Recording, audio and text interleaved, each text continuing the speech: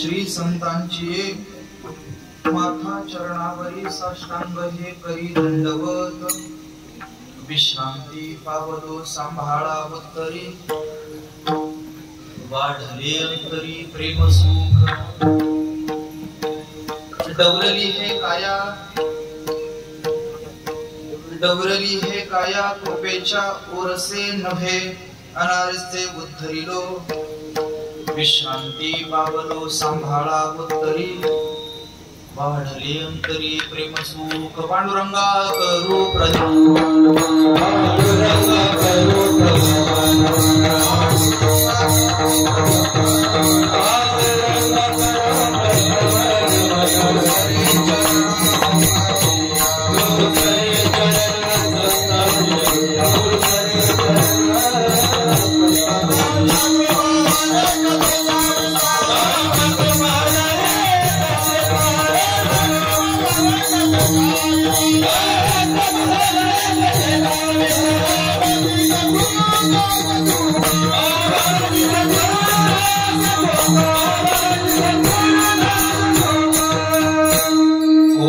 ज्ञानेश्वर करुणा करा दयाळा तुमचा अनुग्रह लादलो पावन झालो चराचरी विठ्ठल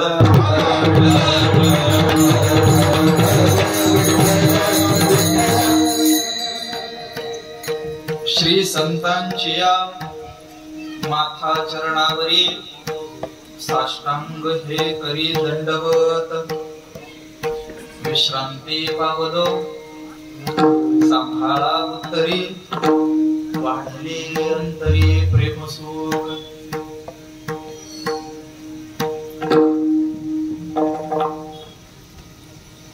प्रस्तुत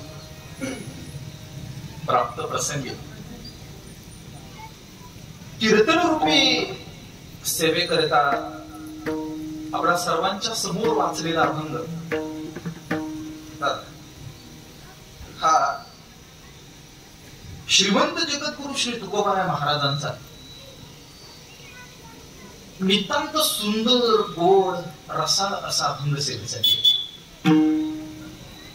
जवळपास प्रत्येक वारकऱ्याच्या परिचयाचा हा अभंग आहे. जवळपास प्रत्येकाच्या जगद्गुरु श्रीमंत श्री तुकाराम महाराजांचे शब्द आहेत आणि या संपूर्ण अभंगामध्ये तुकोबाराय महाराज संतांच्या संदर्भाने काही महत्वाच्या गोष्टी सांगतात. एक सामान्य जीवांसाठी संतांच्या दर्शनाची विधी सांगतात. त्या विधीनंतर होणारा लाभ सांगतात. संतांनी घडून आणलेला योग सांगतात आणि पुढच्या काळामध्ये क्षेम करावा अशी अपेक्षाही व्यक्त करतात. अत्यंत महत्वाचा सुंदर आणि अनेक पदर असणारा अभंग सेवेसाठी विठ्ठल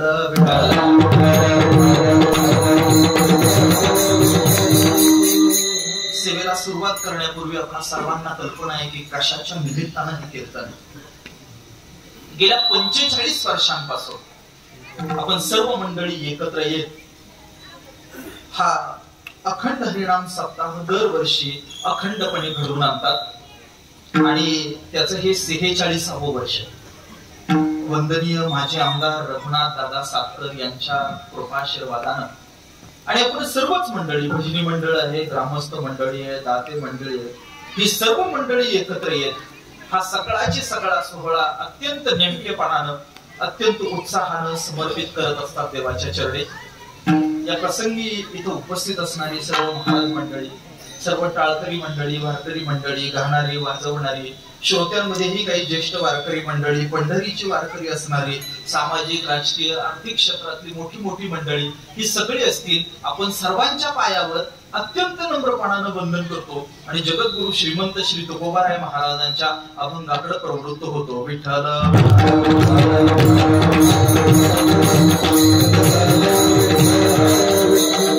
सर्वांना वंदन आहे, सर्वांच्या पायावर डोकं आहे. थोडीशी विनंती एक अशी आहे की थोडी शांतता आणि थोडं लक्ष माझ्याकडे असू. आणि दादा हे जरा पहा व्यवस्थित करायचे, नाहीतर काय उभं राहायच्या अगोदर पडून जाईल कीर्तन. विठ्ठल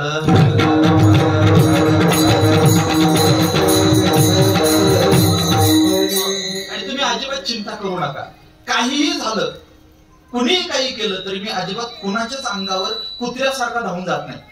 काय होऊ द्या, आभाळ जरी पडलं तरी पुढचं जे 1.5 तासाचं कीर्तन असणार आहे ना, ते अत्यंत शांतपणानं होणार आहे. विठ्ठल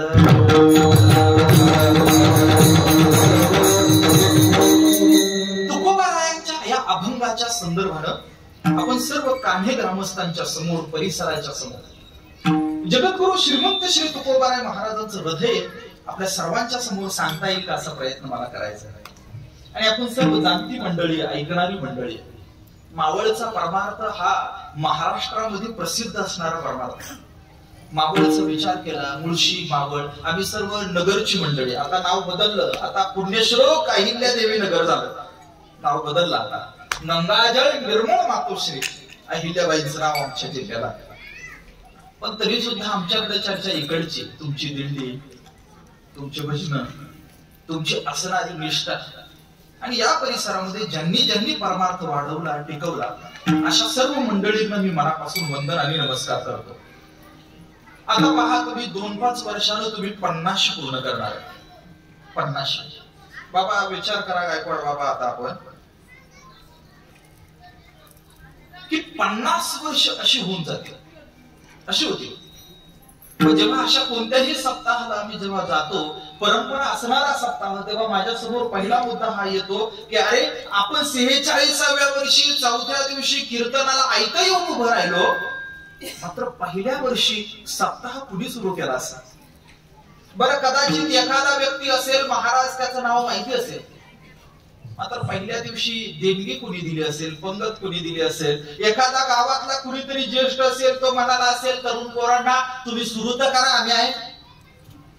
कुणीतरी मंदिर झाडून घेतलं असेल पहिल्या दिवशी, कुणीतरी संत पंगत दिली असेल, ज्ञानेश्वरी पारायण असेल, उपलब्ध नसतील ज्ञानेश्वरी, तर रॉकेट टाकून फटफटीवर आळंदीला जाऊन, देऊला जाऊन कुणीतरी पिशवीमध्ये ज्ञानेश्वरी घेऊन आलं असेल. काही माता मावल्या, काही मंडळी ज्ञानेश्वरी पारायणाला बसली असतील. 46-47 वर्षांपूर्वी हे सगळ्याचे सगळं उभं करत असताना ज्या ज्या मंडळींना अभिवादन केलं असेल, ज्या ज्या मंडळींनी कष्ट केले असतील, त्या प्रत्येक मंडळींचा आज नमस्कार केला पाहिजे.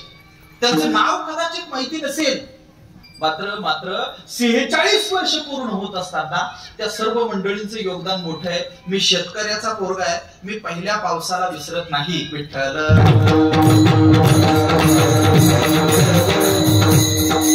त्यांच्या जीवावर उभं आहे. कुणीतरी यायचं, 7ला 5 मिनिटं कमी असताना यायचं आणि 7 वाजून 5 मिनिटांनी कंबर बांधून उभं राहायचं, उपदेश करायचा. हे 2024 मध्ये शक्य झालं.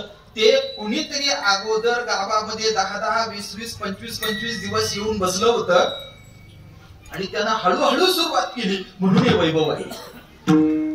आपण सगळ्या मंडळींनी विचार करा, हे सप्ताह मंडपात यायला सुद्धा 2-5-10 वर्ष गेली असतील.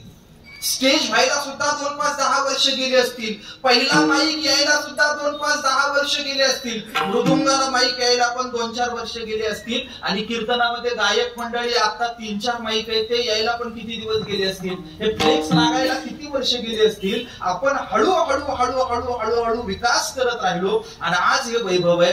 हे वैभव अपघातानं उभं राहत नाही, सातत्यानं जी लोक परमार्थात कष्ट करतात त्यांच्यामुळे हे होतं. विठ्ठल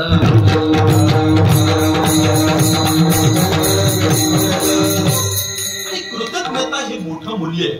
बारकाई नाही का, काय आहे कृतज्ञता? हे मोठं मूल्य आहे. ज्याला उपकार केला त्याची आठवण ठेवली पाहिजे. एखाद्यानं उपकार केला बाबा, आणि उपकार केला तर काही लोक अपकार करतात. काय करतात, कसा करतात हे मी वेगळं सांगायची गरज नाही. धोका दिला नाही असा या जगात एकही माणूस नाही. धोका दिला नाही असा या जगात एकही माणूस नाही. मित्रांपासून नातेवाईकांपर्यंत आणि गुरुपासून शिष्यापर्यंत सगळ्यांनी कुणाला ना कुणाला तरी फसवलेलं आहे. प्रपंचाचा स्वभाव निराळा आहे. कुणीतरी उपकार करतो आणि कृतज्ञ माणूस डसतो, हा जगाचा नियम आहे, स्वभाव आहे. पण एखादा कुणीतरी असा असतो की समोरच्यानं उपकार केलेले असतात, कदाचित उपकार फेडता येत नाही, मात्र तरी सुद्धा अंतःकरणामध्ये कृतज्ञता ठेवतो. ऐन वेळी एखादा माणूस पैसे देतो आपल्याला, बारीक आहे का, आपण आपल्याकडे पैसे आले की त्याला देऊ, पण मला खरं सांगा, पैसे परत करता येतात, उपकार परत करता येतो? मुलीचं लग्न आहे, त्याला काही पैसे हवे किंवा काही एक मोठी अडचण आहे आणि तेव्हा पैसे हवेत, मिळत नाही, कोणीतरी देतो आणि नंतर महिन्या 2 महिन्यांना आपण त्याला देऊ परत. मात्र त्यावेळी केलेली जी मदत आहे त्या उपकाराची परतफेड होत नाही. मग शहाणा जो माणूस असतो ना, त्या माणसाला श्रीमंत होण्याचा एक रस्ता माहिती असतो. काय माहितीये? श्रीमंत जर तुम्हाला व्हायचं असेल तर तुम्ही कृतज्ञ राहिलं पाहिजे. ज्ञानाच्या प्रांतात श्रीमंत व्हायचं आहे ना, तर श्रीगुरूंबद्दल कृतज्ञ राहा. भक्तीच्या प्रांतात जर मोठं व्हायचं असेल तर संतांबद्दल कृतज्ञ राहा. प्रपंचामध्ये जर मोठं व्हायचं असेल ना, तर वाडवडिलांबद्दल कृतज्ञ राहा, श्रीमंत राहा. काही नाही आमच्या पंजानं तेव्हाच हायवेच्या किनारी 3 एकर घेऊन ठेवली, मागच्या 3 पिढ्यांनी इकली नाही म्हणून आमचं चांगलं झालं. प्रापंचिक श्रीमंती जर असेल तर वाडवडिलांची आठवण काढली पाहिजे. प्रपंच जरी व्यवस्थित व्हायचा असेल ना आणि अंतर्गत कौटुंबिक सुख लाभायचं असेल तर अंतःकरणामध्ये पत्नीबद्दल कृतज्ञता ठेवा किंवा पतीबद्दल ठेवा. बारीक आहे का माझं? श्रीमंत होण्याचा सगळ्यात सोपा रस्ता जर काय असेल ना, तर अंतःकरणात कृतज्ञता ठेवली पाहिजे आणि 2 नम्र राहिलं पाहिजे. मी पटवून देईल, प्रपंचातलं पटवून देईल आपल्याला. आपण कल्पना करा, गावामध्ये एखादं मारवाड्याचं दुकान असतं, तो व्यापारी असतो, मात्र सांगू त्याचं बोलणं वागणं मऊ असतं आणि त्या मऊ वागण्या बोलण्याचा परिणाम असा होतो की नंतर कितीही दुकानं झाली तरी परंपरेनं काही लोक त्याचे गिराईक असतात. प्रपंचामध्ये सुद्धा ज्यांना वाटत असेल मोठं व्हायचं, काही नाही सांगू, प्रपंचामध्ये सुद्धा एक बॉस आहे, मूर्ख आहे, आपल्याला माहिती आहे. मात्र त्याच्याशी जरी आपण नम्रपणानं राहिलो, त्याच्याही उपकाराची कृतज्ञता ठेवली ना, तर बढतीला आपलाच नंबर असतो. आणखी सोपं सांगतो, लोकसभेच्या तिकिटाचा सध्या कार्यक्रम चालू आहे. क्षमतावान अनेक लोक असतात राजकारणात, मात्र तरी सुद्धा 2, 4, 10 नावं असताना आणि एकच नाव पुढे काय येतं? पक्षश्रेष्ठी त्यालाच का देतात तिकीट? याचं कारण माहितीये? मागे जे काही झालं ना त्याच्याबद्दल तो कृतज्ञ असतो. प्रपंचामध्ये सुद्धा मोठं जर व्हायचं असेल तर कृतज्ञता आणि नम्रता आवश्यक आहे. विठ्ठल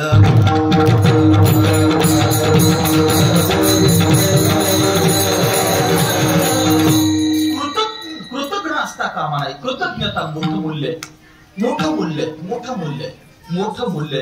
ज्यानं उपकार केला, ज्ञानेश्वर महाराज तर म्हणाले की एखादा व्यक्ती जर कृतज्ञ असेल, त्याला उपकाराची आठवण नसेल, तर ज्ञानोबा त्याला चोर म्हणाले. काय म्हणाले? चोर कृतज्ञ उपकार केला का चोरा व्यवहार दिला. कृतज्ञ व्यक्ती आहे ना तो चोर आहे. आणि असा चोरटा ज्ञानेश्वर महाराजांना मान्य नाही. जीवनाच्या कोणत्याही क्षेत्रामध्ये या मूल्याला महत्व आहे. उपकाराची आठवण ठेवली पाहिजे.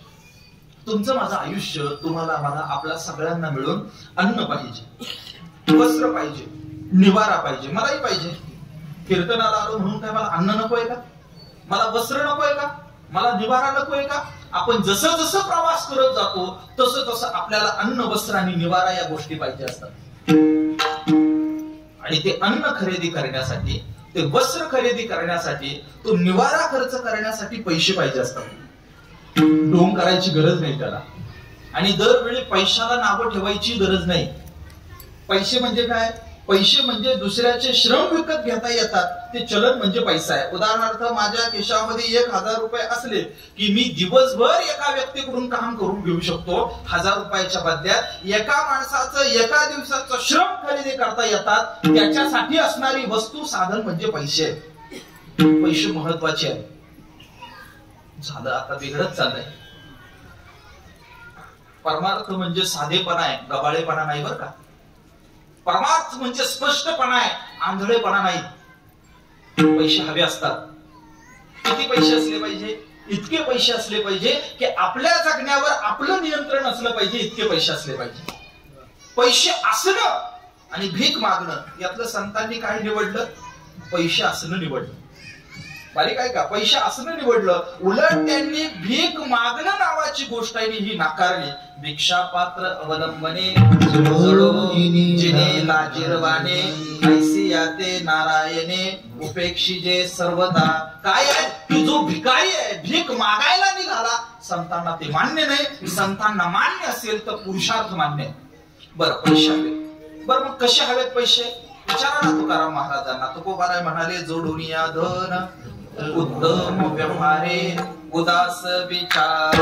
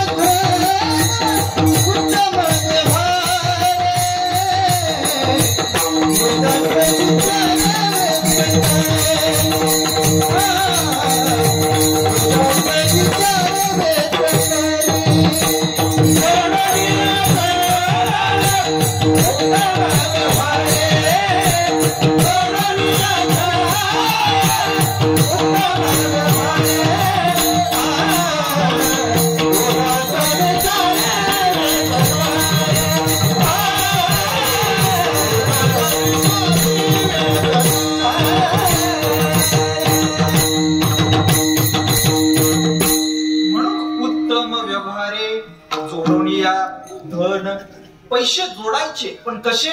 उत्तम व्यवहारानं जोडायचे. उत्तम व्यवहारासाठी काही गोष्टी लागतात. ज्ञान लागतं, कौशल्य लागतं, नीतिमत्ता लागतं. ज्ञान पाहिजे, कौशल्य पाहिजे, नीतिमत्ताही पाहिजे. या गोष्टी जर असतील, एखादा पोरगा इथं खूप शिकला, खूप शिकलं, खूप शिकलं, खूप मोठं झालं, खूप मोठं झालं, खूप मोठं झालं, आणि जर त्याला 25 लाख रुपये महिन्याची नोकरी मिळाली तर उत्तम व्यवहारे, काही अडचण नाही. एखादा पोरगा असं असेल की त्यानं प्रचंड कष्ट केले, मालक प्रचंड कष्ट केले, नका बाजूमध्ये विठ्ठल.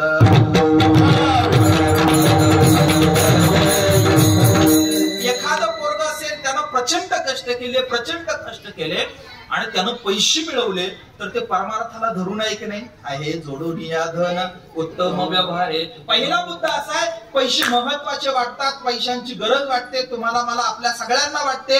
गुणाला वाटत नाही. ज्यांच्या गरजा कमी असतात त्यांना वाटत नाही. ज्यांच्या गरजा आहेत त्यांना पैसे महत्वाचे वाटतात. मुद्दा नंबर 1. मुद्दा नंबर 2, पुढचा टप्पा आहे विचार करणाऱ्यांचा.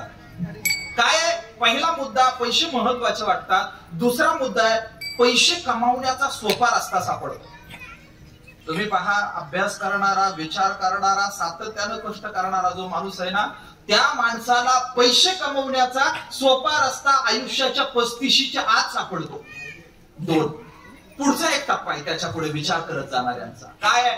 काही नाही, पैसे महत्वाचे वाटतात, पैसे कमवण्याचा सोपा रस्ता सापडतो. आणि तिसरा टप्पा आहे तो म्हणजे पैशाच्या मर्यादा लक्षात येतात. आणि चौथा जो टप्पा आहे, त्या चौथ्या टप्प्यामध्ये पैसे कुठं उपयोगाचे नाही हे कळतं. आपण ठरवायचं आपण कोणत्या टप्प्यावर आहोत. काही लोक पहिल्या टप्प्यावर असतील, काही लोक दुसऱ्या टप्प्यावर असतील, काही लोक तिसऱ्या टप्प्यावर असतील, आणि जगद्गुरु श्रीमंत श्री तुकोबाराय महाराजांसारखी लोक ही चौथ्या टप्प्यावर होती. द्रव्य जेव्हा भुनी आवडे या जना, हा आपला पहिला टप्पा. आणि आम्हासी पाशाना भुलीहीन, तुकाराम महाराज या टप्प्याला होते. आयुष्य जगत असताना अन्न वस्त्र निवारा याची गरज आहे, त्याच्यासाठी पैसे लागतात. बरं, चला, पैसे मिळाले, अन्न वस्त्र निवारा पूर्ण झाला की पुढे माणूस वस्तूंचा संग्रह करायला लागतो. मग पहा, तुम्ही गरजा असतात त्याच्यापेक्षा ब्रँडेड गोष्टी घ्यायला लागतो. गरजा असतात त्याच्यापेक्षा मोठी घरं बांधायला लागतो. गरजा असतात त्याच्यापेक्षा अधिक गोष्टींचा, वस्तूचा संग्रह हा पुढचा टप्पा आहे. बरं, जाऊ द्या, त्याच्याही पुढे गेलं, वस्तूचा संग्रह पूर्ण झाला, पैसे आलेले असले, अन्न वस्त्र निवारा, वस्तू सगळ्या गोष्टी असल्या की पुढच्या टप्प्यामध्ये काही लोकांना सन्मान हवा असतो. आणि गोष्ट अशी आहे की तो सन्मान त्यांना पैसे देऊन विकत घ्यायचा असतो. ती गरज आहे, मानवी गरज आहे. काय? या सगळ्या गरजा पूर्ण झाल्या की पुढचा टप्पा काय पाहिजे असतो? सन्मान पाहिजे असतो. मग पहा ना, तुम्ही गावच्या जत्रांपासून तर बैलगाडा शर्यतीपर्यंत अनेक ठिकाणी आपल्याला पैसे उधळताना दिसतात, लोक अनेक ठिकाणी उधळताना दिसतात. माझी काही अडचण नाही, मात्र त्याच्या मागची मूलभूत प्रेरणा अशी असते, ज्ञान नाही, चारित्र्य नाही, अक्कल नाही, तरी सुद्धा अल्पावधीमध्ये सन्मान कमवायचा आहे याच्यासाठी पळवाटा माणसं शोधतात. विठ्ठला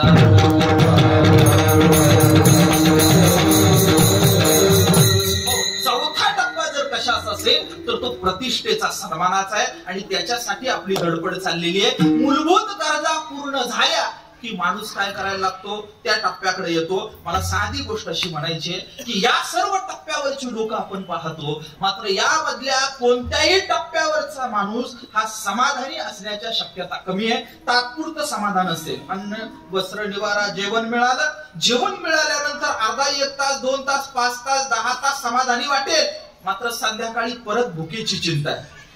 मला खरं सांगा, काही गोष्टी अशा आहेत की त्या अजिबात भरत नाही. आणि त्यातलं क्रमांक 1 ची गोष्ट म्हणजे पोट आहे. आता तुमचं वय विचार करा, 30 वर्ष 40 वर्ष 50 वर्ष जे काही असेल, मला खरं सांगा, तुम्ही किती किलो अन्न खाल्लं असेल? दादा किती किलो नाही, किती टन खाल्लं असेल आज? किती ट्रॉल्या खाल्ल्या असतील आपण? अन्न किती भरेल पोट? समाधान नाही. वस्त्राचा विचार करा, निवाऱ्याचा विचार करा, प्रतिष्ठेचा विचार करा. तुम्ही आयुष्यात कोणत्याही टप्प्यावर यामध्ये असला तरी समाधानी होण्याच्या शक्यता नाही.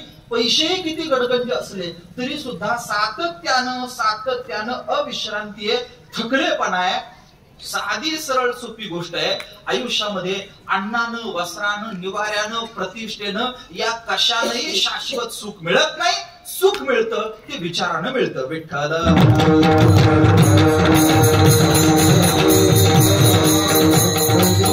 तुम्ही देव माना किंवा मानू नका, कीर्तन बारकाई नाही का, तुम्ही देव मानणारे असले काय किंवा नसले काय, तुम्ही कुणी असा, तुम्ही जैन असा, बौद्ध असा, हिंदू असा, मुस्लिम असा, तुम्ही डावे असा, उजवे असा, देव मानणारे असा नसा, कोणत्याही विचारधारेचे जरी असाल तरी सुद्धा तुम्हाला जर समाधान मिळवायचं असेल तर याच्यासाठी एकमेव पर्याय जर काय असेल तो विचाराचा आहे. ज्ञानेश्वर महाराज म्हणाले, विचाराविन न पाविजे समाधान. विचाराशिवाय समाधानाच्या शक्यता नाही. आयुष्यामध्ये विचार बदलला की उत्क्रांतीला सुरुवात होते. पहा, तुम्ही पटवून देईल तुम्हाला मोठं व्हायचंय की नाही, मला व्हायचंय, असं काय करता? अहो सगळ्यांना व्हायचंय, सगळ्यांना उत्क्रांत व्हायचंय, कुणालाही खाली यायचं नाही, कुणालाच नाही यायचं. मोठं व्हायचं असेल तर मोठं होण्याची सुरुवात विचारापासून होते. एक पोरग आहे, पप्पा दारू पिऊन पडलेलं, चौथीचं पोरग दारू पिऊन गटारीत पडलेलं, आई मोलकरीन, पोरग चौथीला आहे आणि त्या दिवशी ठरवतं एक दिवस हे मी बदलून टाकेल आणि बदलून टाकतं. पोरग युपीएससीत पहिलं येते देशात. एक पोरग आहे, गडगंज संपत्ती आहे, सगळं श्रीमंती आहे, सगळं चांगलं आहे, मात्र आपल्या आयुष्य कुठल्या दिशेने न्यायचा याचा विचार करत नाही आणि चांगल्या कुळाला कलंक लावतो. तुम्ही पहा, तुम्ही शिकायला सुरुवात केली, तुम्ही वाजवायला सुरुवात केली, गायला सुरुवात केली, बोलायला सुरुवात केली, तुम्ही व्यवसायाला सुरुवात केली, उंबरठा ओलांडला, बाहेर पडला आणि प्रगती केली. कधी शक्य झालं हे शक्य झालं विचार केला. ज्या पोरांनी विचार केला नाही, ज्यांनी आयुष्यामध्ये काही एक नवीन शोधलं नाही, त्या सगळ्या पोरांची प्रगती खुंटली, सर्वांची खुंटते. आयुष्याच्या कोणत्याही क्षेत्रामध्ये, परमार्थापासून तर प्रपंचापर्यंत कोणत्याही क्षेत्रामध्ये जर तुम्हाला वाटत असेल की तुम्ही लीडर झालं पाहिजे, तुम्ही श्रीमंत झालं पाहिजे, तुम्ही धनवान झालं पाहिजे, तुम्ही मोठं झालं पाहिजे, तर त्याची सुरुवात विचार करण्यापासून होते. मुद्दा सरळ साधा सोपा असा आहे, आता आपल्याला सर्वांना श्रीमंत व्हायचंय, आपल्या सर्वांना मोठं व्हायचंय, आपल्या सर्वांना ग्रेट व्हायचंय, त्याच्यासाठी विचार पाहिजे. मात्र विचार शोधायला राजकारणाकडे गेला तर ते कार्यकर्ते करतील. विचार शोधायला एखाद्या उद्योगपतीकडे गेला तर ते कामगार करतील, एखाद्या मालकाकडे गेला तर ते गुलाम करतील. मात्र मात्र मात्र विचार शोधण्यासाठी तुम्ही संतांकडे गेला तर संत आपल्याला त्यांच्या सारखं करतील.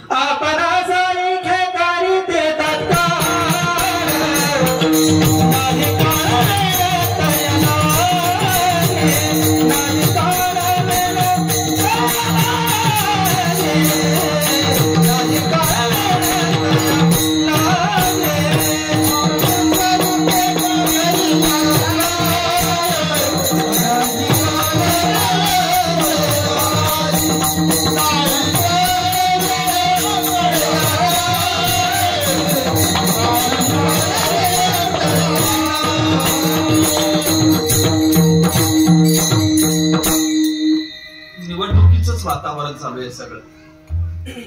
एक जण 25 वर्ष साहेबाचे पोस्टर चिटकवले.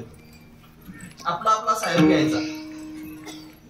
25 वर्ष पोस्टर चिटकवले आणि एका निवडणुकीला त्यानं ठरवलं काही नाही, 25 वर्ष लय मोठा संपर्क झाला मतदारसंघात आणि आता साहेबाच्या विरोधातच उभं राहायचं. साहेबाला खपल ती. साहेब सगळं देतो मात्र खुर्ची नाही देत. काय देत नाही? खुर्ची देत नाही. तो काय करतो? इतर सगळं देईल मात्र पद देणार नाही. संत असे आहेत ना, तुम्ही सेवा करा, ते उठतात आणि त्यांच्या जागेवर आपल्याला बसवतात. कृपा कटाक्षे आपुले पदी वैसविले. संतांची ताकद एवढी आहे. गोष्ट अशी आहे, आयुष्यात उद्धार विचारानं होईल आणि तो शुद्ध विचार, तो शाश्वत विचार, तो निर्मळ विचार, लोभ रहित विचार मिळण्याची जागा म्हणजे संत आहे. आणि ज्याला वाटत असेल की आपलं आयुष्य अधिक चांगलं करायचंय, ज्याला वाटत असेल आपलं आयुष्य ग्रेट करायचंय, ज्याला वाटत असेल की आपल्याला जनावरासारखं जगायचं नाही, डुकरासारखं नाही जगायचं, मांजरासारखं नाही जगायचं, कुत्र्यासारखं नाही जगायचं, आपल्याला विचारानं जगायचंय, तो कोणताही माणूस धडपड करायला सुरुवात करतो. तो देवाच्या शोधात निघतो, संतांना मानायला लागतो, संतांना शरण येतो आणि संतांचा अधिकार कळाला की इतर साऱ्या जगाच्या नादी न लागता संतांना साष्टांग दंडवत करतो. अभंगाचं पहिलं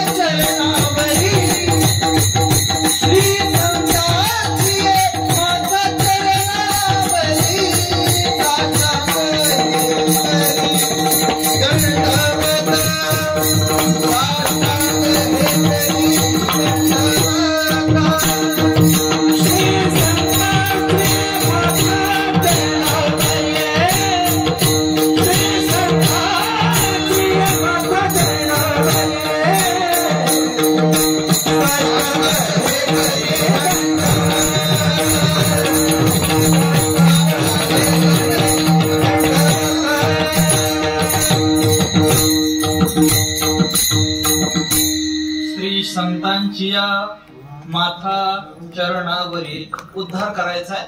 योग्य विचारानं होईल.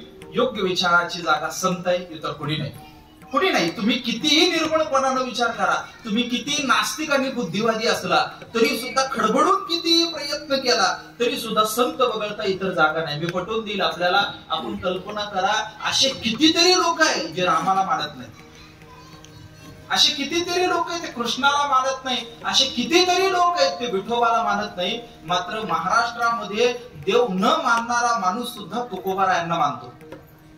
तुम्ही पहा कितीतरी जण दाखवून देईल मी आपल्याला. देवाला मानत नाही, मात्र संतांना मानावं लागतं. एवढी अपरिहार्यता आणि शुद्धता संतांच्या विचारात आहे. आणि ज्याला ज्याला वाटत असेल आपल्याला काही एक करायचंय, त्यानं संत विचारांच्या रस्त्याने गेलं पाहिजे. मी गळ्यात माळ घाला असं अजिबात सांगितलं नाही, मी टोपे घाला अजिबात सांगितलं नाही, मी गंध लावा असं अजिबात म्हणालो नाही. मी माझं म्हणणं असं आहे, स्वार्थी झालं पाहिजे. स्वार्थी होऊन मोठेपणाच्या दिशेने गेलं पाहिजे. मोठेपणा मिळवायचा असेल तर विचार केला पाहिजे. आणि विचार करण्यासाठी सर्वात प्युअर जागा म्हणजे संत आहे. आणि म्हणून संतांना शरण गेलं पाहिजे. इतकं प्रॅक्टिकल मी सांगतोय. मी आंधळेपणानं सांगत नाही. पुण्य पाप सोडून द्या. आयुष्य निर्मळ व्हायचं असेल, आयुष्य मोठं व्हायचं असेल, आयुष्य स्वच्छ व्हायचं असेल तर संतांना जाऊन भेटलं पाहिजे आणि त्यांच्या पायावर डोकं ठेवलं पाहिजे. साधा गोष्ट अशी आहे, गेलं पाहिजे, पाया पडलं पाहिजे. मात्र कसं पडलं पाहिजे? हा जो अभंग आहे, हा अभंग हा जगद्गुरु श्रीमंत श्री तुकोबाराय महाराजांनी ज्ञानेश्वर महाराजांना उद्देशून लिहिलं. कोणाला? ज्ञानेश्वर महाराजांना. किंवा आजही कोणताही वारकरी जेव्हा ते एखाद्या साधूच्या दर्शनाला जातो, एखाद्या साधूच्या दर्शनाला जातो, एखाद्या समाधीवर जाईल ना दर्शनाला, गेला की तिथं समाधी दिसली की काय करतो? टोपी काढायची, पाया पडायचं. मात्र पाया पडताना तो कोणता अभंग म्हणतो? गोरोबा काकांच्या समाधीवर गेला तरी श्री संतांची माथा चरणावरी, चोखोबारायांच्या समाधीवर गेला तरी श्री संतांची माथा चरणावरी, नामदेवरायांच्या पायरीवर गेला तरी श्री संतांची माथा चरणावरी. वारकरी संप्रदायामध्ये संतांच्या कोणत्याही स्मारकाच्या ठिकाणी गेलं की गेल्यानंतर वंदन करण्याची ही परंपरा आहे. आणि अभंग श्री संतांची माथा चरणावरी, साष्टांग हे करी दंडवत, विश्रांती पावलो सांभाळा उत्तरी, वाढले अंतरी प्रेम सुख. ज्ञानेश्वर महाराजांच्या दर्शनाला जायचे तुकाराम महाराज. किती जायचे? इतके जायचे, इतके जायचे, इतके जायचे की पांडुरंगापेक्षा जास्त जायचे. पांडुरंगाच्या वारीचा विरह झाल्याची नोंद आहे पत्रिकेच्या अभंगात. मात्र ज्ञानोबारायांचा विरह झाल्याची नोंद नाही. आणि दुसरी गोष्ट अशी आहे की दरवेळी ते दशमीच्या दिवशी, वद्य दशमीला, दर महिन्याला तुकाराम महाराज देहूवरून निघायचे आणि आळंदीला जायचे. दशमीला थांबायचं, एकादशीला माऊलीच्या समोर कीर्तन करायचं. आजही आपण पाहिलं तर वद्य एकादशीला माऊलीच्या समोर तुकोबारायांची वंशज मंडळी जी आहे, देहूकर मंडळी, ती आजही प्रवचन करतात. आणि द्वादशीला निघायचं तुकाराम महाराजांचा हा नियम आहे. ज्ञानेश्वर महाराजांच्या समोर दर महिन्याला शुद्ध वद्य एकादशीला कीर्तन करायचं. कोणी? तुकोबाराय महाराजांनी. ते चालत चालत चालत चालत जायचे. आता जसा डांबरी रस्ता आहे तसा आहे का? देहू ते आळंदी अंतर किती आहे? थोडं अंतर आहे. किती? 12-14 किलोमीटर अंतर लागतं फारसे. हा गोष्ट अशी आहे की तुकोबाराय महाराज चालत चालत निघायचे, चालत चालत निघायचे. संतांच्या दर्शनाला जाताना काय काळजी घ्यायची असते माहितीये? काळजी घ्यायची असते अशी की एकदा तुकाराम महाराज निघाले आळंदीला जायला ज्ञानेश्वर महाराजांच्या दर्शनात, आणि भजन करत करत चालले. विठोबा रखुमाई, विठोबा रखुमाई असं भजन चाललंय. भजन चाललेलं असताना एका हातामध्ये चिपळ्या आहे, विणा आहे हातामध्ये, आणि भजन करत करत करत चालले. पूर्वीचा काळ रस्ता नाही, त्यामुळे शेताच्या बांधावर एका ज्वारीच्या शेताजवळ आले. ज्वारी अशी टप्पोरी फुललेली होती, त्याला चांगले दाणे लागलेले होते. आणि आश्चर्य असं की त्यावर काही पाखरं दाणे टिपत होते. बारीक आहे का? तुकोबारायांचं भजन चाललेलं, भजनाचा आवाज ऐकला आणि पाखरं उडाली, उडून गेली. पाखरं उडाली, उडाल्या बरोबर तुकोबारायांचं अंतकरण भरून आलं. तुकोबाराय दुःखित झाले. दुःखित झाले ते तुकोबाराय देवा पांडुरंगाचा धावा करायला लागले. म्हणाले की देवा, अरे मी संतांच्या दर्शनाला निघालो, मी संतांच्या दर्शनाला निघालो, भजन करत करत निघालो. माझ्या भजनाची भीती जर या निष्पाप पाखरांना वाटणार असेल तर माझ्या या भजनाचा काय उपयोग? जर माझ्या या भजनाची भीती या पाखरांना वाटणार असेल तर असं भजन संतांना आवडेल काय? तुकोबारायांनी निर्धारानं तिथंच बसले, त्याच बांधावर बसले आणि तिथंच बसून भजन करायला लागले. त्यांनी ठरवलं मी तोवर भजन करेल, कुठवर, जोवर सगळी पाखरं परत येत नाही. आणि आश्चर्य असं, तुकोबाराय भजन करायला लागले, सगळी पाखरं परत आली नवल नाही. तुकाराम महाराजांच्या अंगा खांद्यावर खेळायला लागली. तुकोबारायांनी लिहून ठेवलं, अवघी भूते साम्या आली देखिली म्या, तेही होती विश्वास तो खरा पांडुरंग कृपेचा. आणि गोष्ट अशी झाली की अंगा खांद्यावर येऊन पाखरं खेळायला लागले. माझा दृष्टांत संपला. विठ्ठल साधूच्या दर्शनाला जायचं असेल, संतांच्या दर्शनाला जायचं असेल तर मला वाटतं की इतकं निष्पाप अंतकरण घेऊन गेलं पाहिजे. जर एवढं निष्पाप अंतकरण घेऊन आपण गेलो ना तर साधू कृपा करायला लागतो. काय करायला लागतो? कृपा करायला लागतो. एवढं निष्पाप. आता बरं जाऊ द्या, समजा आपण गेलो दर्शनाला, त्यांच्या पाया पडलो, त्यांना काय फरक पडेल? एखादा साधू असतो, लोक जातात आणि पाया पडतात, आणि जर लोक पाया पडतात म्हणून तो आनंदी होत असेल तर समजावं तो साधू नाही. कुणीतरी निंदा केली म्हणून साधूला दुःख होत नाही, आणि कुणीतरी पाया पडलं म्हणून साधूला आनंद होत नाही. तो निंदेच्या पलीकडे असतो, तो स्तुतीच्या पलीकडे असतो. कुणी पाया पडलं काय किंवा कुणी पडलं नाही काय, कृपा करायला ते थोडे पाया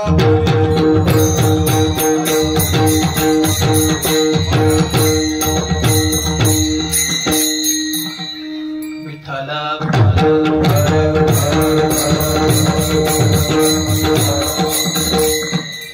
गोष्ट अशी आहे की पाया पडलं काय किंवा नाही पडलं काय काही फरक पडणार नाही. निंदी कोणी मारी, वंदी कोणी पूजा करी, मज हेही नाही तेही नाही. साधूला कुणी पाया पडलं काय किंवा नाही पडलं काय काही फरक नाही पडत. साधूची स्तुती करायची असते, संतांची स्तुती करायची असते, त्यांना नमस्कार करायचा असतो. काय फरक पडेल? समजा आपण इथं मी बसलो स्तुती करायला लागलो, खूप स्तुती केली, मी माझ्या कल्याणासाठी केली पाहिजे की त्यांना बरं वाटावं म्हणून केली पाहिजे? त्यांना बरं वाटेल, 2-4 माझ्या शब्दांनी बरं वाटेल. कदाचित आपण साधूची स्तुती करायला जाऊ आणि त्यातून पण निंदा होण्याची शक्यता आहे. आपल्या बुद्धीच्या मर्यादा इतक्या असतात की त्यातूनही कदाचित निंदा होण्याची शक्यता आहे. गोष्ट एकदा अशी झाली की एकदा काय झालं, ते युद्ध झालं. कुणाचं? देवाचं आणि एका राक्षसांचं युद्ध झालं. देव हारले. त्या राक्षसानं सगळीकडे धुमाकूळ घातला. देव पळाले गेले कुणाकडं? भगवान शिवशंकराकडे गेले, विनंती केली की हा अमुक अमुक राक्षस आहे, देवा हा राक्षस सर्वांना त्रास देतोय, काही एक करा. भगवान शिवशंकर भोलेनाथ आहे. गोष्ट अशी झाली की ते निघाले आणि त्या राक्षसाशी लढाई केली. घमासान घनघोर असं युद्ध झालं आणि युद्ध झाल्यानंतर तो राक्षस पराजित व्हायला लागला. भगवान शिवशंकरानं त्याला खाली पाडलं आणि त्याच्या छातीत काय करणार? त्रिशूळ खुपसणार. तेवढ्यात त्यानं हात जोडले आणि तो म्हटला माफ करा, चूक झाली. झालं. हा भोळा बाबा आहे. त्रिशूळ बाजूला ठेवलं. तो राक्षस शरण आला आणि तो म्हणाला, भगवान तुम्ही खरोखर करुणेचा सागर आहात, तुम्ही भोले शंकर आहात. माझी विनंती एक अशी आहे, तुम्ही मला जीवदान दिलं, माझ्यावर उपकार केले, मला एक वर पाहिजे. काय वर पाहिजे? काही नाही. माझी इच्छा अशी आहे की तुमच्या प्रत्येक मंदिरामध्ये उंबऱ्यावर मी बसलेला असेल. शंकराच्या कोणत्याही उंबऱ्यावर गेलं की आपल्याला एक राक्षसाचे चित्र काढलेलं दिसतं. मी उंबऱ्यावर बसलेला असेल, मी तिथं बसेल आणि मी काय करेल? काही नाही. प्रत्येक शिवभक्त येईल, त्याच्या चरणाची माती माझ्या कपाळाला लागेल. आणि दुसरी गोष्ट काय करेल की मी तिथं बसून भगवान शिवशंकराचं म्हणजे तुमचं गुणगान करत राहील. देवा माझी विनंती अशी आहे की मला तुमच्या उंबऱ्यावर जागा द्या. त्या राक्षसाचं नाव म्हणजे कीर्तिमुख आहे. काय आहे? कीर्तिमुख आहे. गोष्ट अशी असते की समजा जर भगवान शंकराच्या ऐवजी संतांचं मंदिर असेल तर तिथं उंबऱ्यावर कीर्तिमुखाच्या ऐवजी स्वतः विठोबा बसलेला असतो. कीर्तिमुख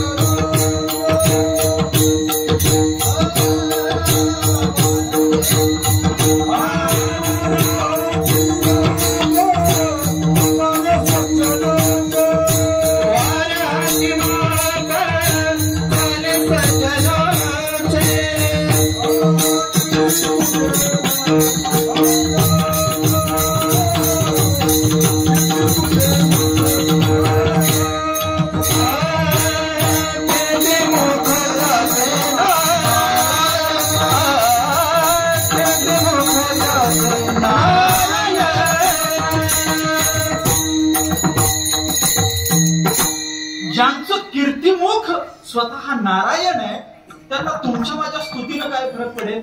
मात्र खरं सांगू, आपण का स्तुती करायची असते? आपला उद्धार व्हावा म्हणून करायचं असतं. आपण का पाया पडायचं असतं? आपला उद्धार व्हावा म्हणून पाया पडायचं असतं. इतरांच्या पाया पडलो तर ते गुलाम करतील, संतांच्या पाया पडलं तर ते कृपा करतील. आणि ती कृपा कशी असते माहितीये? इतर लोकांच्या पाया पडलं तर ते दुःख देऊन अविश्रांत करतील, मात्र संतांच्या पाया पडलो तर आपण कायमच्या विश्रांतीला प्राप्त होतो. अभंगाचं पुढचं विश्रांती पावलो सांभाळा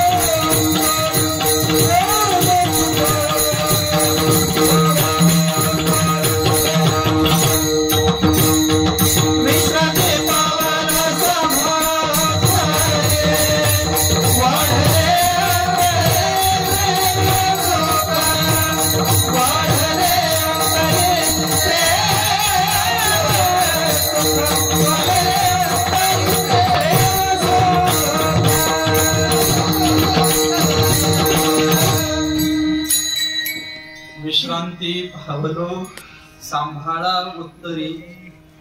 शब्द महत्वाचे बरं का. भाविकपणानं कीर्तन ऐकू नका. प्रश्न विचार. मला प्रश्न आपल्या सगळ्यांना असं विचारायचा आहे की तुकोबाराय म्हणतात मी विश्रांतीला प्राप्त झालो. आपण विश्रांतीला प्राप्त झालो की असा माझा प्रश्न आहे. खरं सांगू, आपण बसलेली सगळी लोक आहेत ना, या सगळ्यांपेक्षा तुकाराम महाराज अधिक पॉवरफुल आहे. पटवून देईल मी आपल्याला. श्रीमंतीचा विचार केला तर त्या काळात महाजनकी होती त्यांच्याकडे. महाजनकी म्हणजे बाजारपेठेमधले ते बाजारपेठेचं नियंत्रण करणारी जी लोक असतात, म्हणजे ते नाही का वजन माप काटे तपासण्यापासून सुरुवात त्यांची होते. नियंत्रक जे असतात महाजनकी होती. शेती होती, किराणा मालाचा व्यवसाय होता आणि सावकारकी पण होती. विचार केला तर श्रीमंत आहे तुमच्या माझ्यापेक्षा. तुकोबाराय रसिक पण आहे. गाण्याच्या बद्दल, लिहिण्याच्या बद्दल, खाण्याच्या बद्दल अशा अनेक गोष्टींच्या संदर्भानं त्यांनी नेमकेपणानं सांगितलं, पटवून दिलं. सुगरणबाई तिचा नाश केला, गुळ तू घातला भाजीमध्ये. ते म्हणाले काय की काय ते बावळे होते ना मावळ मधले, मला खरं सांगा की त्यांना सदाशिव पेठेसारखी भाजी जमल का गुळ घातलेली? त्यांना ती कशी पाहिजे असेल. पण एक सुगरणबाईनं काय केलं की गुळ घातला भाजीमध्ये. तुकोबारायांनी ते सुद्धा नोंदून ठेवलं. म्हणजे गोष्ट अशी आहे, त्यांच्याकडे श्रीमंती आहे, त्यांच्याकडे कर्तृत्व आहे, त्यांच्याकडे लढवय्यपणा आहे. त्यांच्या घराण्यामध्ये हरिभक्तीची जशी परंपरा आहे तशी परंपरा लढण्याची सुद्धा आहे. लढण्याची सुद्धा परंपरा त्यांच्या घरामध्ये. म्हणून त्यांनी पायकीचे अभंग लिहून ठेवले आणि वर्णन केलं. एकदा काय झालं की एक शेरदार शिपाई होता. गोष्ट अशी झाली की तो खूप फुशारक्या मारायचा, इतक्या फुशारक्या मारायचा. युद्धाची वेळ आली आणि राजाने त्याच्या हातामध्ये एका हातात ढाल दिली आणि एका हातामध्ये तलवार दिली. सगळीची सगळी लढाई पूर्ण झाली, मात्र तो हातात ढाल आणि तलवार घेऊन लढाईत सैन्याच्या मागच उभा. राजाने बोलून घेतलं. दुसऱ्या दिवशी लढाई झाली, राजा जिंकला. अरे म्हटले तुला ढाल दिली, तलवार दिली, तरी तू का लढला नाही? त्यावेळी तो म्हणाला की महाराज लढलो असतो, मात्र एका हात माझा काय होता, एक हात ढालीत बिझी होता आणि एक हात तलवारीत बिझी होता. आणि म्हणून म्हणे मी झुंजार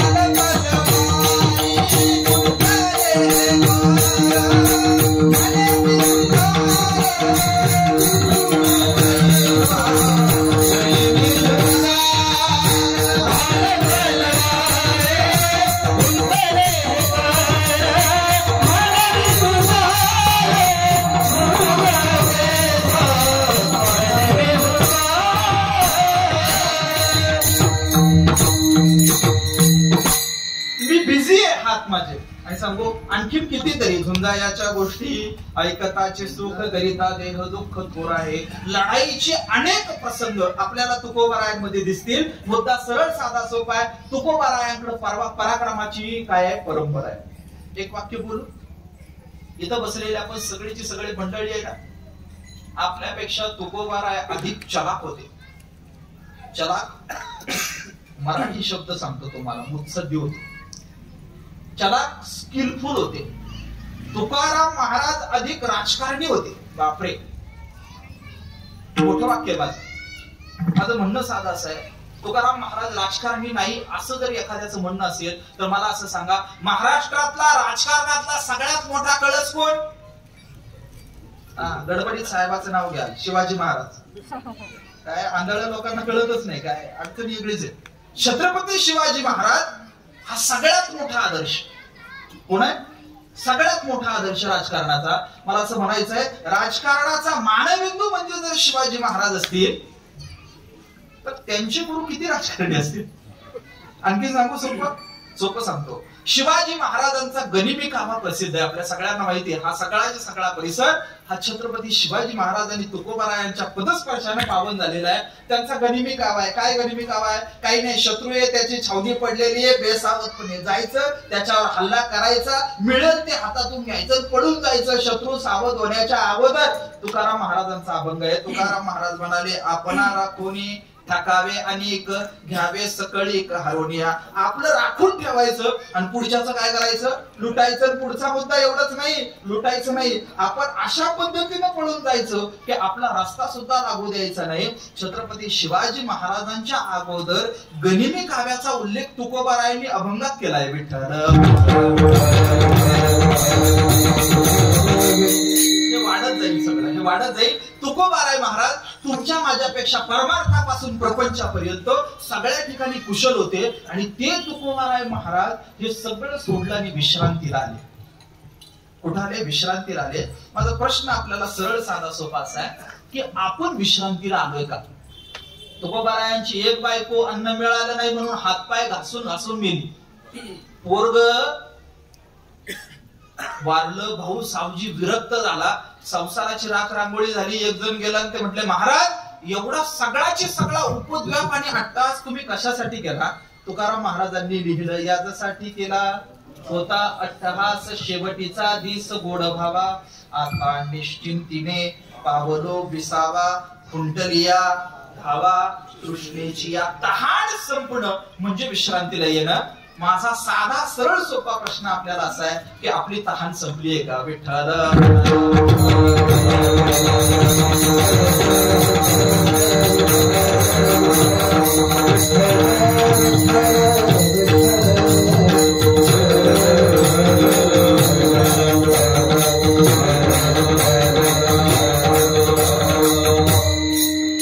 आता काही चिंता नाही, माझे अत्यंत जिवलग दोस्त.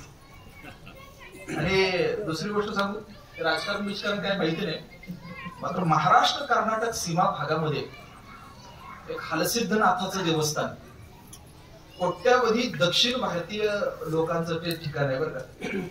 आणि रवी आप्पाने आम्ही मिळून कमीत कमी वर्षातून 2-3 वेळेस तरी तिकडे दर्शनाला जातो. विठ्ठल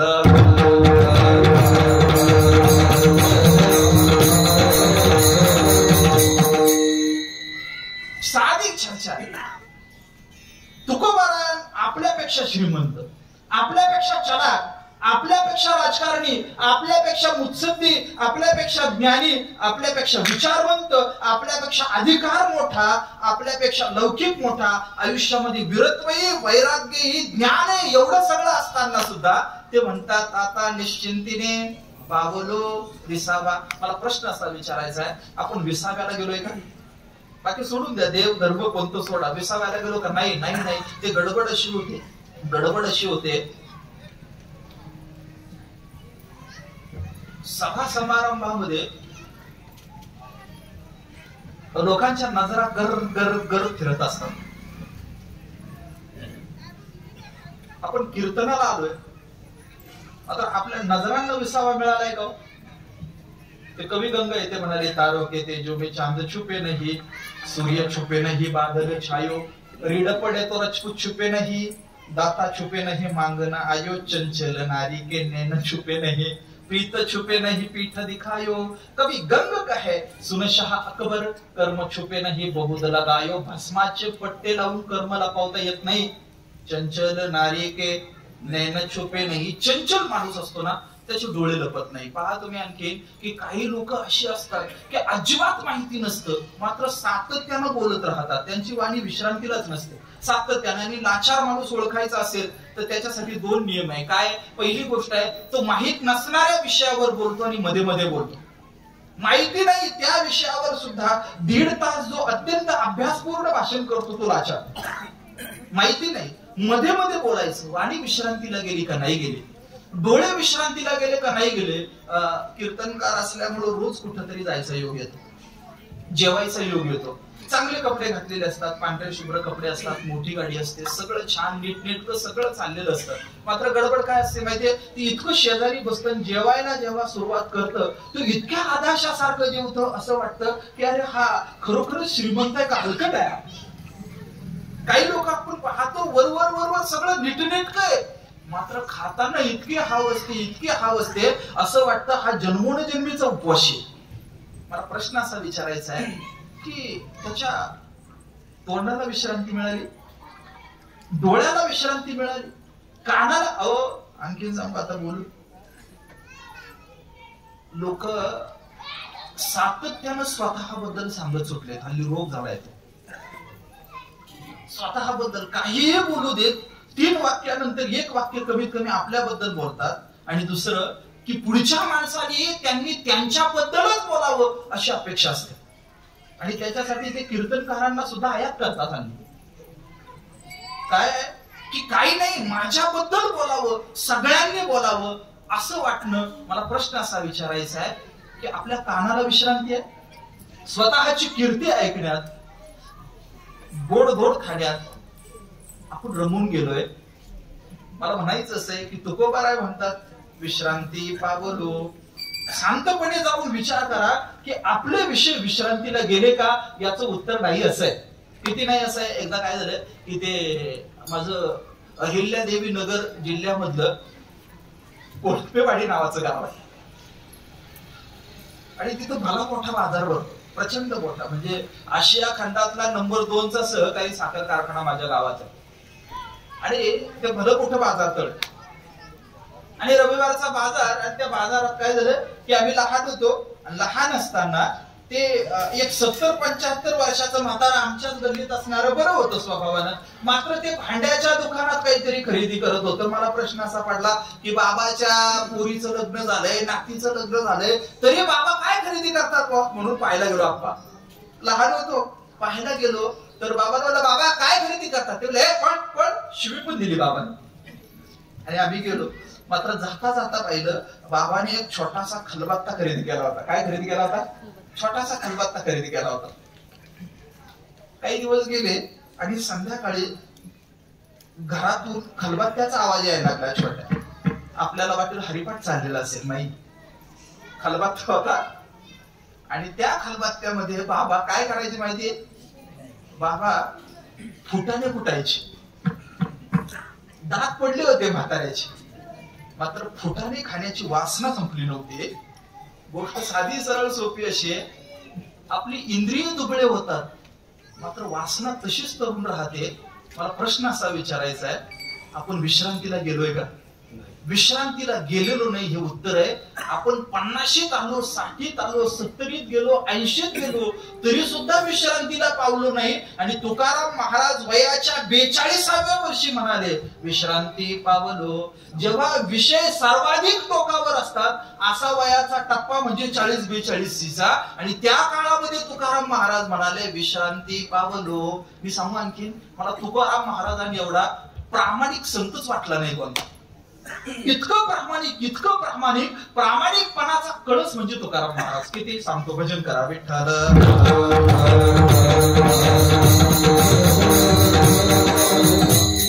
आपण सगळे प्रापंचिक लोक आहे, जरा जबाबदारीने ऐका बरं का.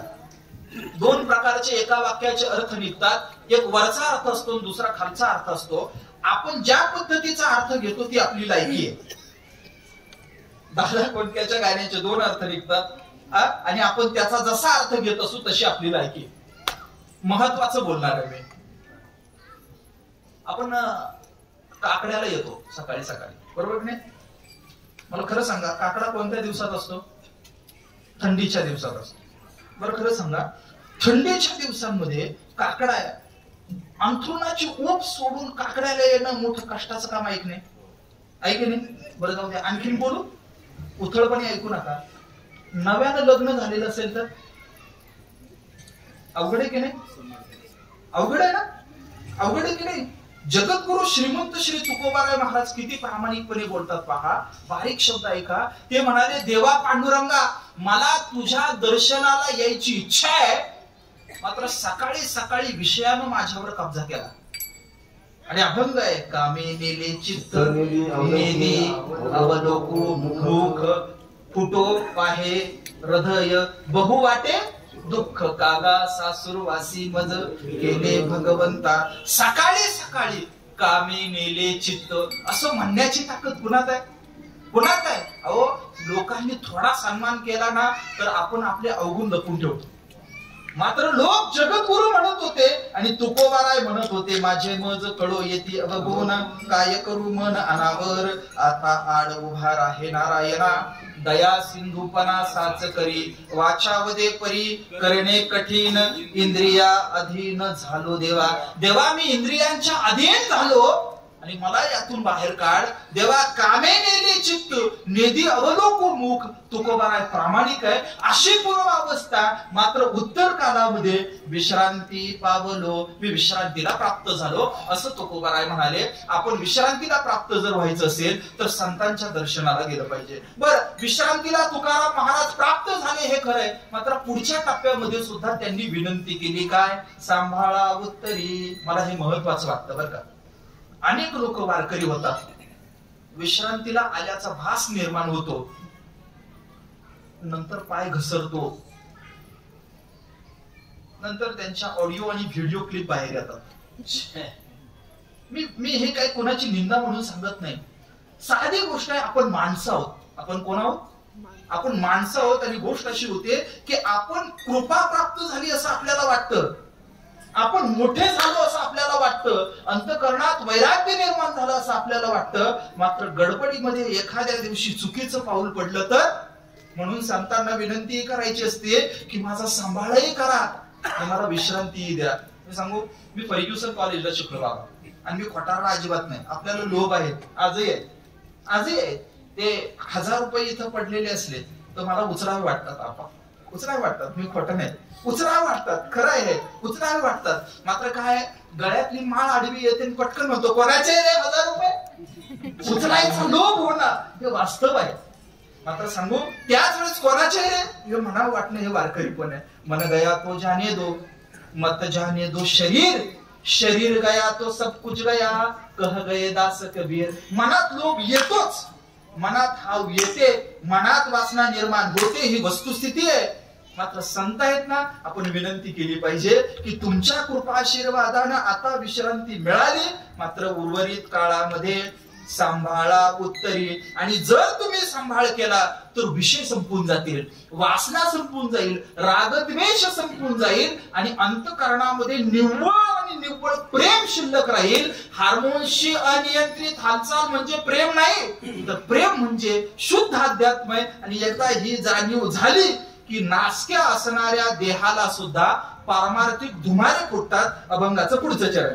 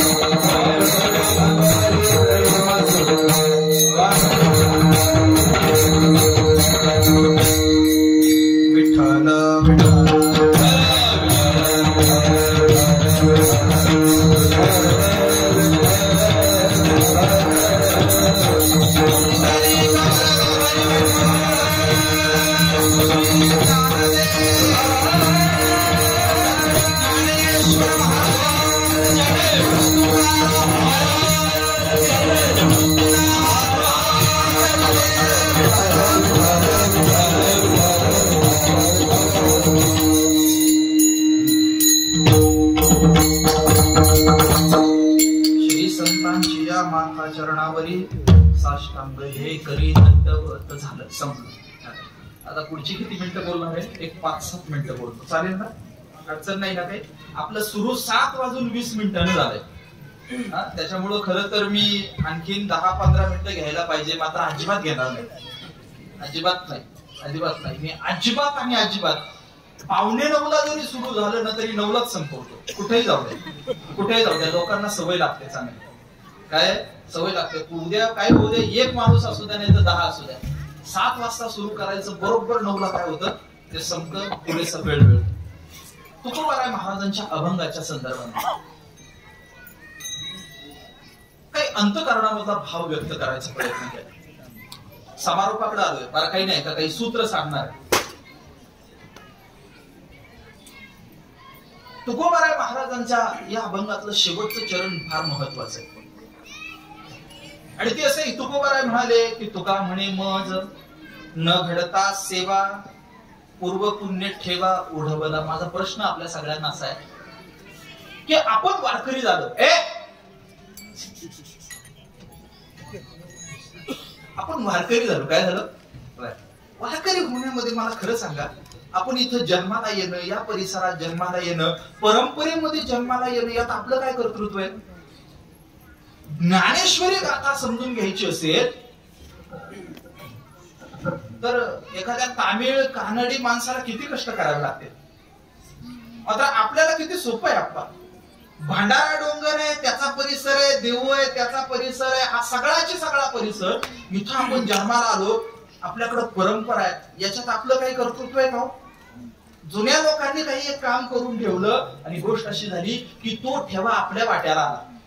ते नाही का जुने वाडे असतात आणि मग त्याच्यामध्ये काय असतं की ते असे बोचके बांधून बांधून वर टाकत राहतात आणि एखाद दिवशी बोचकं असं काय करतात शोधता शोधता शोधता शोधता जर गडबडीमध्ये समजा जर पंजा सासूचं जर 1.5 किलोचं जर सोन्याचं गोठवडच अंगावर पडलं तर जसं ते गबा शोधता शोधता गठुडा अंगावर पडलं त्याला ठेवा असं म्हणतात. माझं म्हणणं असं आहे की तसंच तुमच्या माझ्या अंगावर सुद्धा इथं जन्माला येऊन तोच ठेवा पडला नाही का. पूर्व पुण्य ठेवा ओढवाला. आणि सांगू हा ओढवायचा असेल तर इथं पुरुषार्थ उपयोगाचा नाही. कितीतरी गोष्टी अशा असतात कितीही कष्ट करा मात्र दैव नावाची गोष्ट मागे असावी लागते.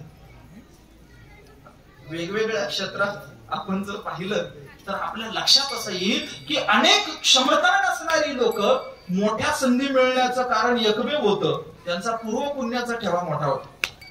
संतांची प्राप्ती जरी व्हायची असेल तरी सुद्धा ते पूर्व पुण्य सानुकूळ पाहिजे. एकनाथ महाराज म्हणाले की मला श्रीगुरु भेटले, ज्ञानेश्वर महाराज भेटले, याचं एकमेव कारण पूर्व पुण्य फळाला आलं. हा पुण्य फळले बहुत दिवसा भाग्य उदयाचा ठसा झालो सन्मुख ते कैसा अवघी संत चरण पावलो.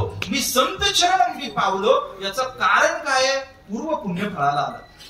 एकदा एक कीर्तनकार त्याचा असंच 7 ते 9 कीर्तन झालं. कीर्तन वगैरे संपलं. पूर्वीचा काळ आणि कीर्तन संपल्यानंतर तो दुसऱ्या गावाला जायला निघाला.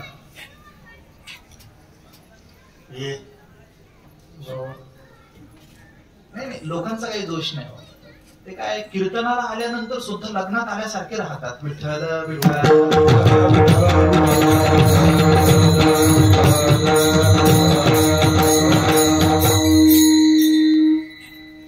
तो कीर्तनकार जायला निघाला तर लोक म्हणायला लागले की नका जाऊ. याचं कारण असं आहे की तुम्ही ज्या रस्त्याने जाणार आहात तिथं भलं मोठं जंगल लागतं आणि तिथं एक रत्नाकर नावाचा दरोडेखोर आहे आणि तो लुटतो नवल नाही तो थेट खूनच करतो. तुम्ही जाऊ नका.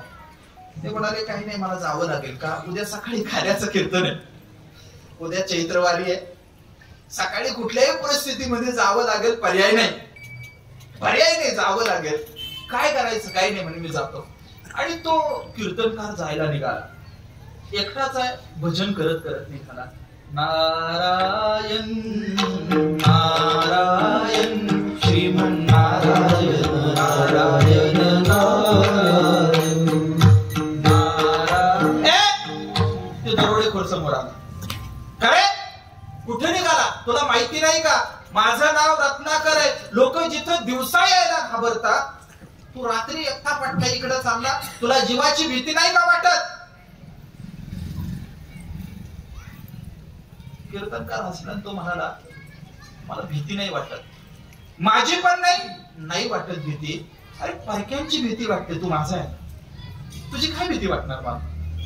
तो दरोडेखोर म्हणाला ते कीर्तन तिकडं कान्याला 7 ते 9 इथे नाही करायचं. इथं काय नाहीतर मारशील तू जीवे मरशील. आता तुला भीती नाही वाटत. नाही. कीर्तनकारानं प्रश्न विचारला मला भीती नाही वाटत मात्र तुला वाटते का. मला नाही वाटत भीती नाही वाटत म्हणतो लपून बसतो. ज्या अर्थी जंगलात लपून बसला त्या अर्थी भीती वाटते. खरं सांग राजाची भीती वाटते का, कलंकाची भीती वाटते का, काळाची भीती वाटते का, कुणाची भीती वाटते. तुम्हाला नाही वाटत भीती. मला राजाच्या सैन्यात होतो, सैनिक होतो, शूरहुल होतो, भ्रष्टाचार बाजूला काढला, बाहेर काढला. लोक तिथली जी होती दरबारातली तीच माझ्यावर उलटली. त्यांनीच गुन्हेगार ठरवलं, मला जंगलात काढून दिलं आणि गुन्हेगार म्हणून माझ्या नावावर शिक्का मारला. ज्या समाजानं मला गुन्हेगार केलं आता मी सोडणार नाही. इकडं आलं की कणकाच पाडणार. कीर्तनकार हसला. कीर्तनकार म्हणाला की बाबड्या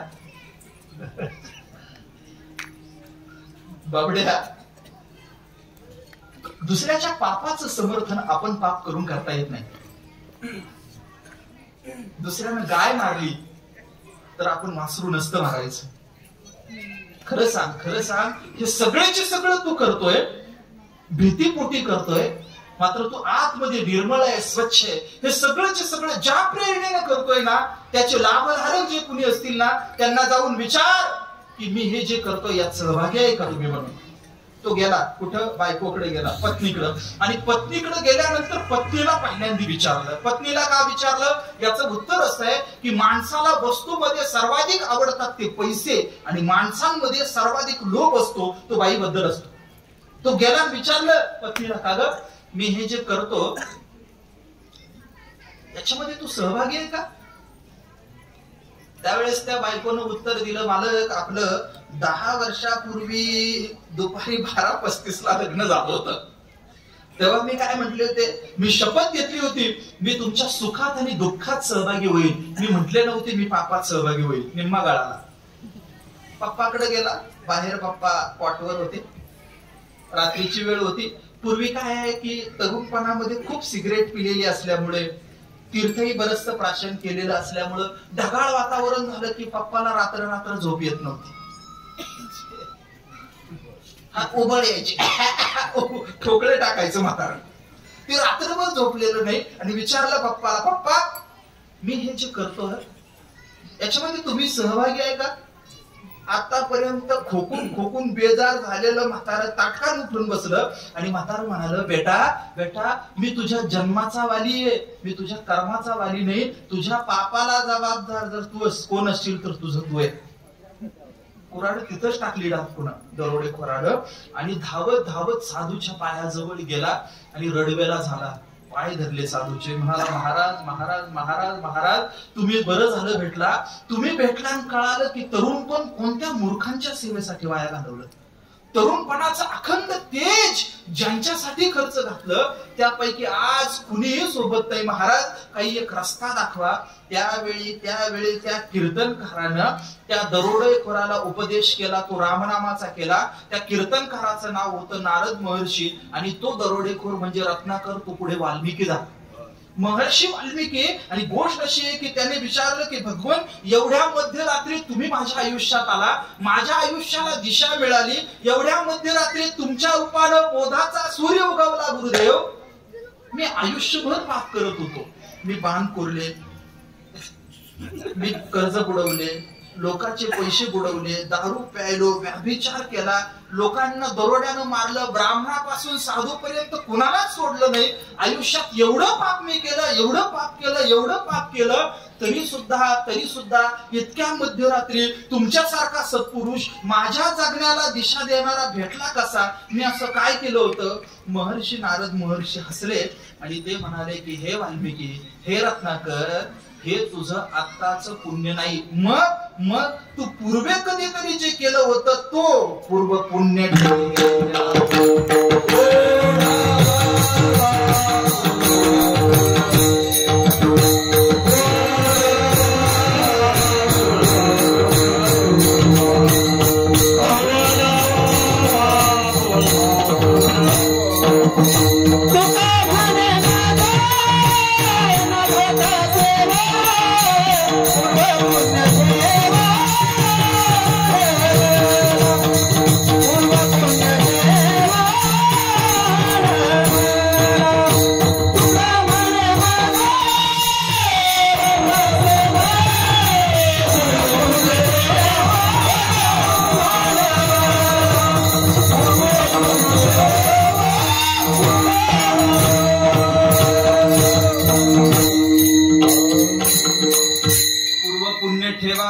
ओढवला तुम्ही. आम्ही पण दरोडेखोर आहोत.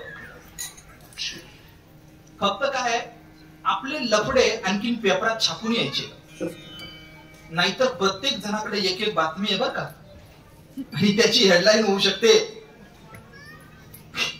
आपण पण आहोत.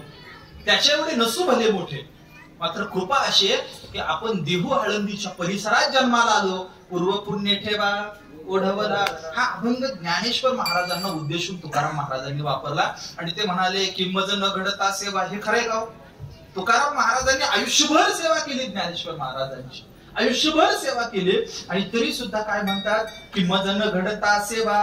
सेवा करणारा जो माणूस असतो ना, तो आयुष्यभर म्हणत राहतो माझ्या हातून सेवा घडली नाही, माझ्या हातून सेवा घडली नाही, माझ्या हातून सेवा घडली नाही. मात्र जे काही मिळालं ना ते परंपरेच्या कृपेनं मिळालं. एक मुद्दा सांगतो आणि समारोप करतो. आपल्याला ज्ञानेश्वर महाराजांची गुरु परंपरा माहिती आहे ना? आदिनाथ गुरु सकळ सिद्धांचा मच्छिंद्र तयाचा मुख्य शिष्य मच्छिंद्राने बोध गोरक्षासी गोरक्ष वळला गहिनी प्रसादे ज्ञानदेवे सार बरोबर ज्ञानेश्वर महाराजांपर्यंत. आणि इकडे तुकाराम महाराजांची पण माहिती आहे ना. राघव चैतन्य केशव चैतन्य सांगितली गुण मालिकेची बाबाजी आपुले सांगितले नाव मंत्र दिला राम कृष्ण हरी. गोष्ट अशी आहे की भगवान शिवशंकर त्यांचे शिष्य मच्छिंद्रनाथ मच्छिंद्रनाथांकडून गोरक्षनाथ गोरक्षनाथांकडून गहिनीनाथ गहिनीनाथांकडून निवृत्तीनाथ आणि निवृत्तीनाथांकडून ज्ञानेश्वर महाराज. पुढचा प्रश्न असा आहे की ज्ञानेश्वर महाराजांनंतर याचं पुढे काय झालं.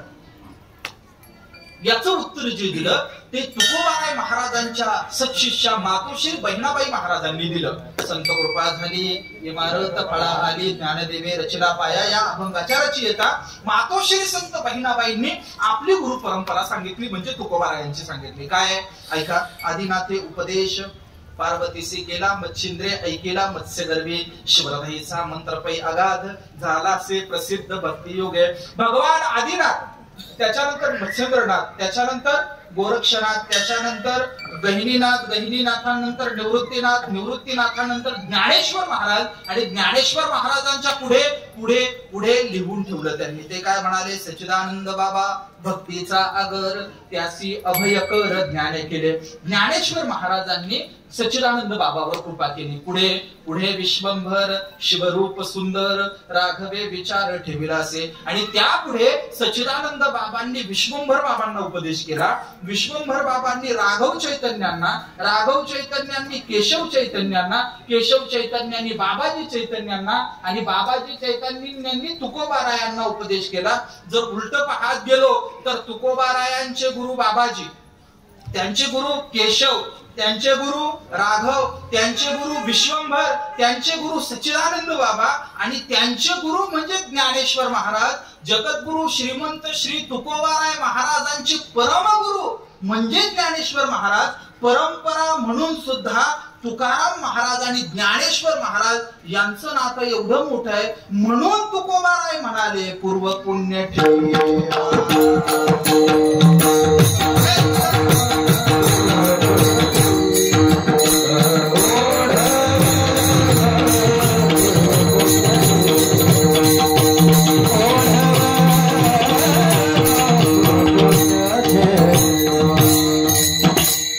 ज्ञानेश्वर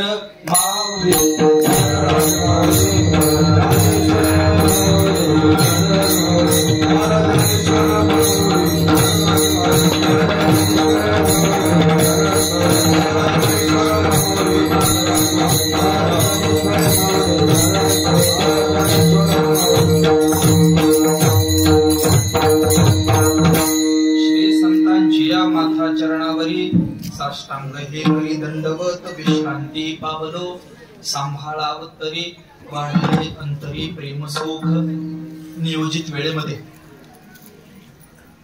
आपणा सर्व कान्हे ग्रामस्थांच्या निमंत्रणावरून